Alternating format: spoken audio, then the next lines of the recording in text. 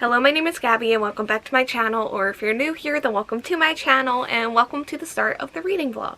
So it's been a while on my channel since I've done one of these, mostly because my last vlog took me absolutely forever to edit. So it just took me a while to get back into the mindset of actually wanting to film one of these. But I did get there eventually, obviously because of filming this, but the book we're reading for this vlog is Children of Virtue and Vengeance by Tomi Adeyemi, which is the sequel to Children of Blood and Bone. So the first vlog I ever did on my channel was for Children of Blood and Bone and also Truth Witch. I was going to include Wind Witch in this, but I don't have the time because this video needs to go up Wednesday. It's currently Monday. My goal is to have this finish on a decent time on Tuesday, so I still have time to edit this. I actually don't think it's that long of a book. Hold on. Yeah, it's only a little over 400 pages. Honestly, other than this, I don't really have much going on. I think I have a book, maybe a couple books coming in today. I may be able to do a really small book haul in this video, and by small I mean probably only one book, but we'll see what comes in. Other than that, I do need to take some Instagram pictures either today or definitely tomorrow because I only have one picture left and it's going up today.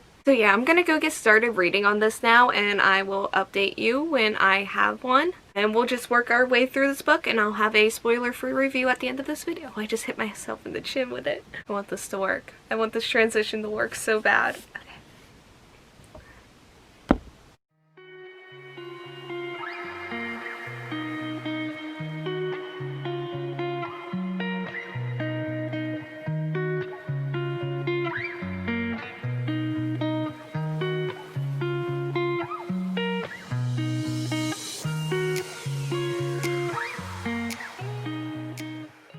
Okay, so I am back and I do have a little bit of a reading update. I got to page 88 of this book, and right now I'm mostly just trying to remember things from Children of Blood and Bone that I think I forgot about.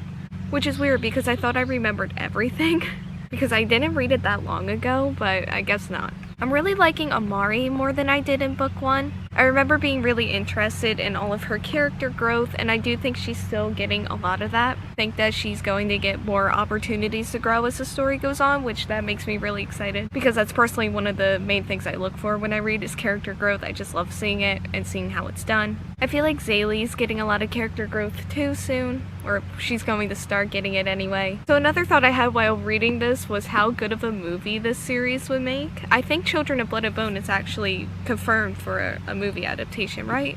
I think it is. If it's not, it should be. I would just love to see all of these characters adapted into a live action format, and just see all of the magic and the world itself.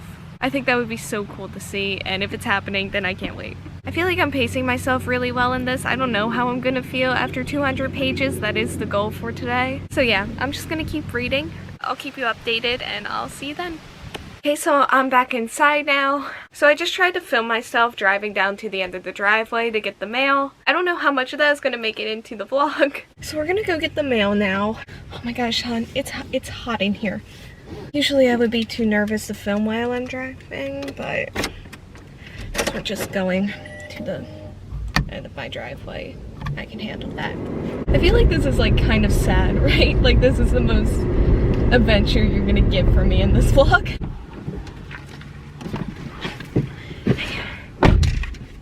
We have success. It was honestly kind of a mess, and my camera was really hot when I took it out of the car, so I don't think I'll be doing that again anytime soon. But the trip was a success because this is finally here. I talked about this recently on my channel. There was a question in the Netflix book tag about the last book I bought. This was it. I never said the title. Jackpot by Nic Stone. So this book follows our main character, and she works at this grocery store, and she thinks her luck is finally turning around when she sells the winning lottery ticket.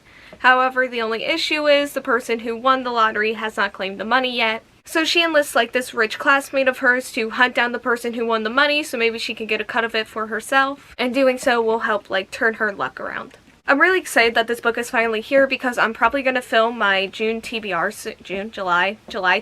soon. For a second there, I really wasn't sure whether it was going to make it in time, but I'm really glad it did. Okay, so I guess that's the end of my break here. I should probably get back outside and read now. Anyway, I'll see you back out there.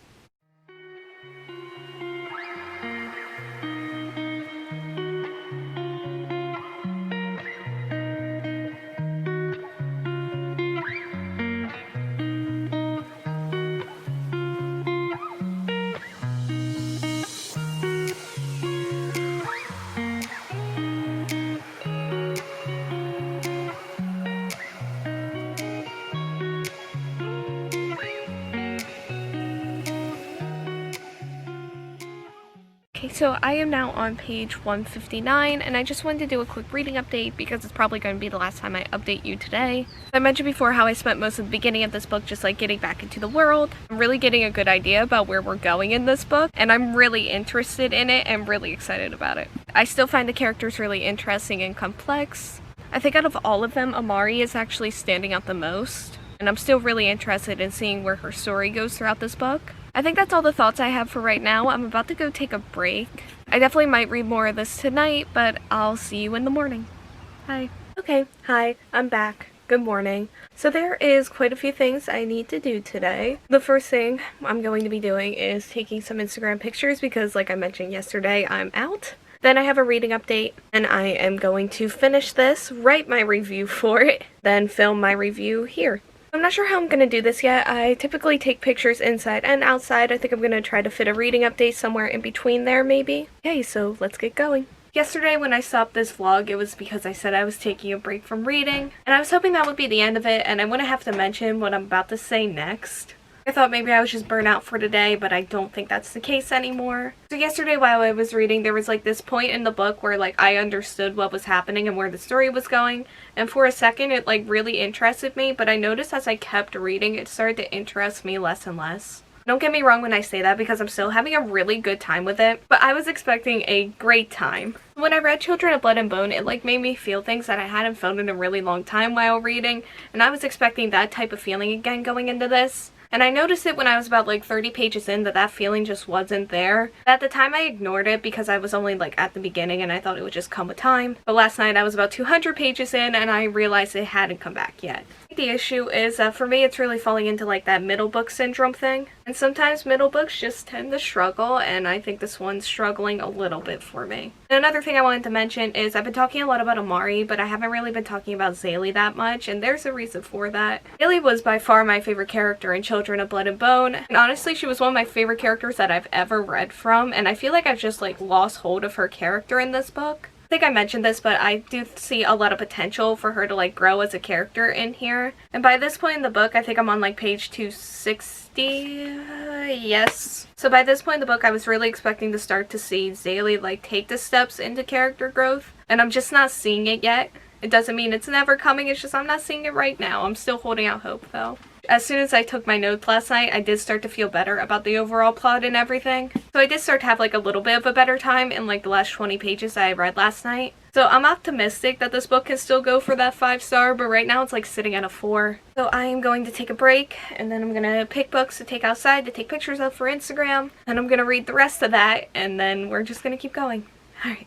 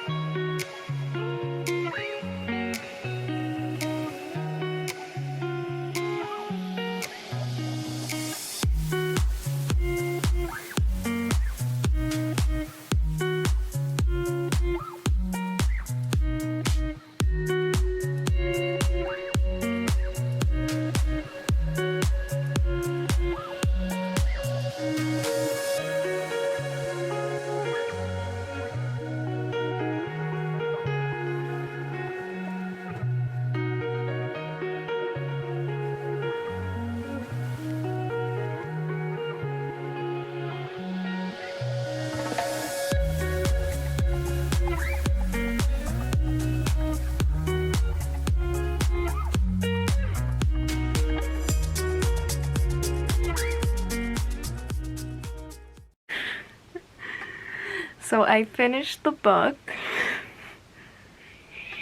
Honestly, not even sure what to say at this point, but I'm gonna go figure that out, write the review, and when I'll see you next time, it will be that review, and we're gonna wrap this up.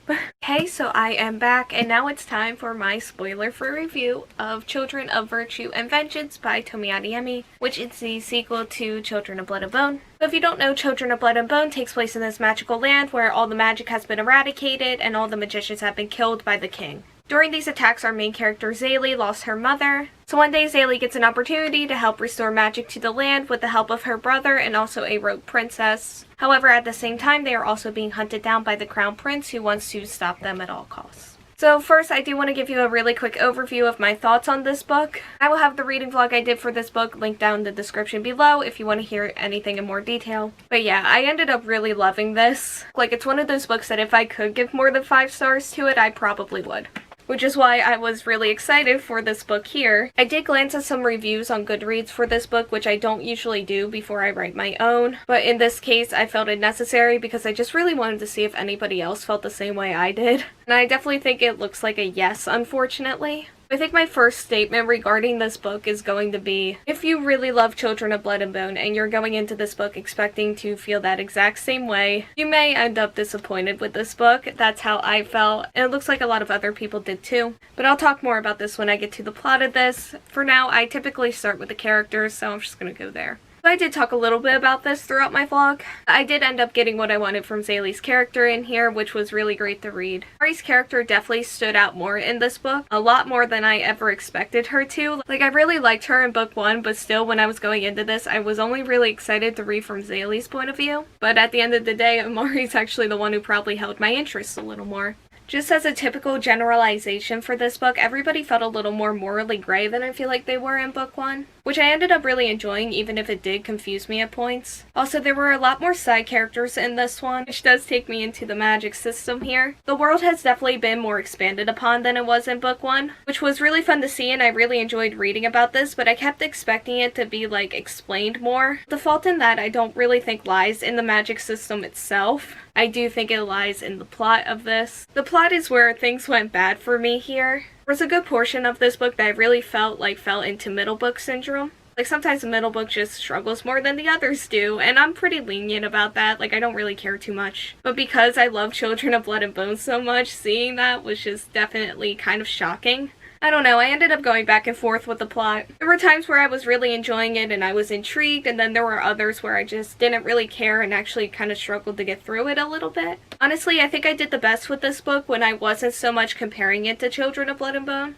which is really hard not to do because it is the sequel. When I let go of the expectations that I probably wasn't going to like it as much is when I ended up enjoying it the most. I don't know, I think I'm definitely thinking about giving this a reread when it's closer to when book 3 comes out. Like, now that I know what to expect from this book, I definitely feel like I could enjoy it a little more. Overall, there was still a lot of good in here for me. I still really love the characters and the writing. Honestly, I think the thing I am most here is, like I said, I'm just shocked that I'm even having to, make a review like this. I was really just expecting to gush over this and hype it up for this whole vlog, and it just did not happen. Which is incredibly disappointing, but there's always next time. There have still been a ton of series that I absolutely love that have had a book that I've been disappointed in. I'm definitely still optimistic that a book 3 could put this back on track for me, because like I said, I do still love the world here for sure. So I usually don't break down my ratings, but I feel like I need to for this, not only just for this video, but also for me personally, because I don't even know what to give it. So the characters, I think I'm going to go with a 4-star here. Although there were 3 or 4 characters in here that I would give 5 stars to, there were just some others that kind of brought it down. The plot, I think I'm going to give a 3. Like I said, there were moments that worked for me and there were moments that didn't, which is pretty much averages out. So the magic system, I think I'm going to go with a 3.5. Because as cool as I do think it is, and as much as I love reading about it, there were some developments in here that I just wasn't obsessed with at all, and that kind of gets into spoiler territory, so I'm not going to go any further. But yeah, it was a factor. I guess that kind of lands at a 3.5, but now I have to round up or down. Okay, so I think my love for the characters and this world and the writing and just my general love for Children of Blood and Bone is going to save this rating for me. So yeah, I think I'm going to round up to a 4. Okay, so that is the end of this vlog. I'm going to take a thumbnail and edit for the rest of the night. But anyway, thank you all so much for watching. Like, comment, subscribe, hit the bell, and answer the question that'll be around here if you want to do that. And hopefully I will see you here next time. Bye.